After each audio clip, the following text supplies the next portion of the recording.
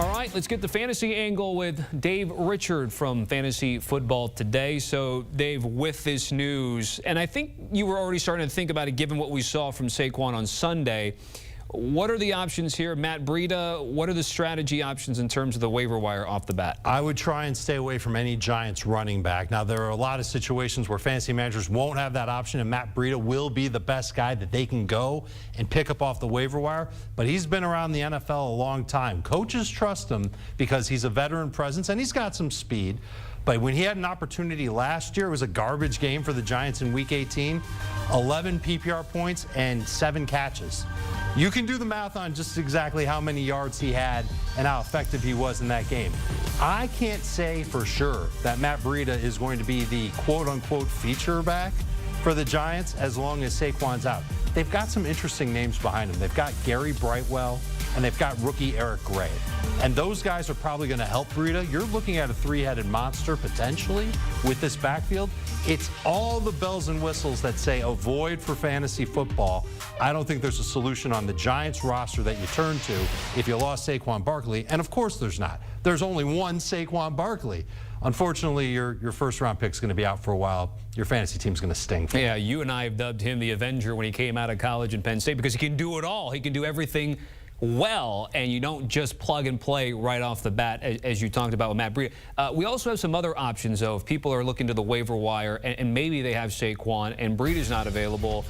Other ones that have here on this list, and we talked about Breida here, what stands out to you? Well, the good news is that Breida will be available. He's available in 94% of CBS leagues, and that's because when people drafted Saquon Barkley, they didn't want to even think about having Matt Breida as a backup.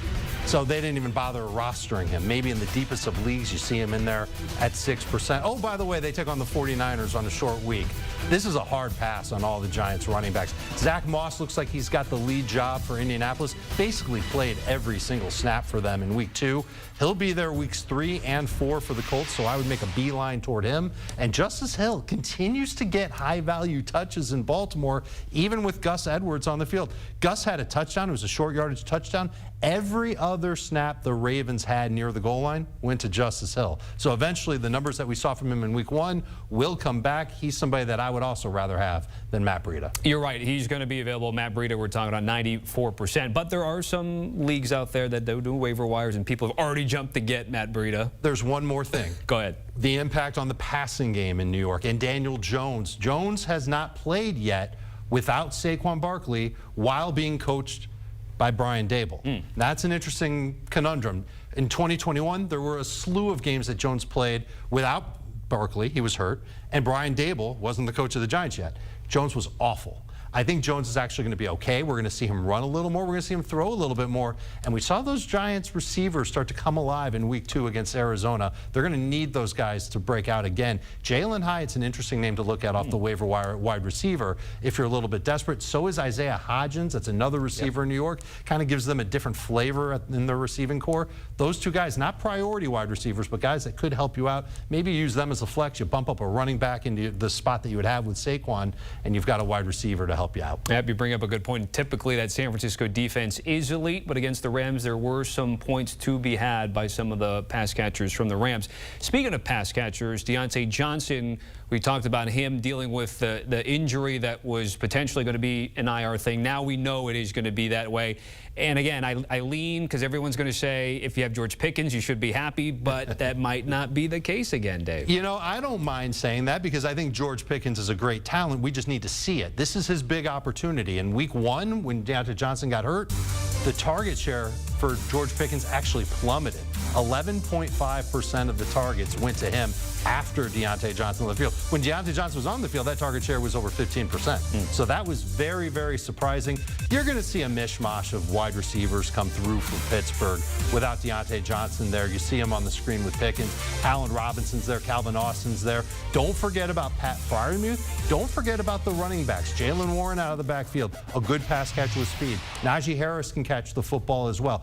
The Steelers will make amends without Deontay Johnson. 4 games without him. I think we'll see their offense be maybe a little less explosive, but certainly something that fantasy managers shouldn't be too upset about when it comes to Kenny Pickett. Not that anybody's starting Kenny Pickett. Really, this is the opportunity that Pickens has been waiting for since coming to the NFL. If he plays well against Cleveland on Monday night, you're looking at a number 3 receiver for at least the next 3 games. And because it's Monday night, little extra set of eyeballs, either confirmation bias or maybe learning something new in terms of the waiver wire market. And speaking of that, what other potential candidates are out there right now this week for you? Well, I wouldn't look to the Steelers for a wide receiver because Allen Robinson, you might have a gag reflex if you think about how he's been the last couple of years. Look, Tutu Atwell, we've talked a lot about Puka Nacua and how he's just been this amazing receiver for LA.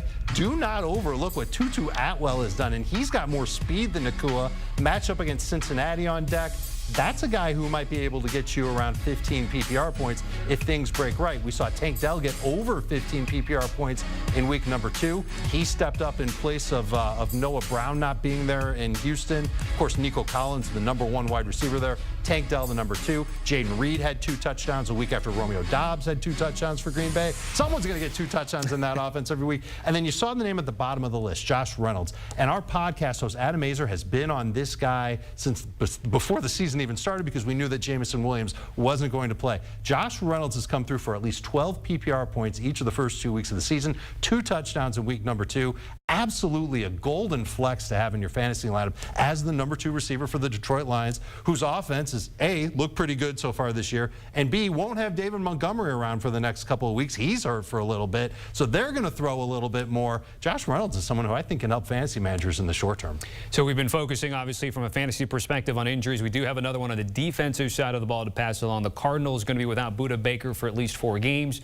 The All-Pro safety has been placed on IR with a hamstring injury, going to be eligible to return October 22nd when the Cardinals take on the Seahawks in Seattle. And I joke about IDP, and that gets deep into the weeds, but in terms of that, Dave, thank you very much, and we'll be talking about whether the free space of the Cardinals still remains. Fantasy football today. Scan that QR code. The guys will have, of course, the very latest and a breakdown of not 1, but 2 Monday Night Football games tonight and how to attack that waiver wire for the rest of the week.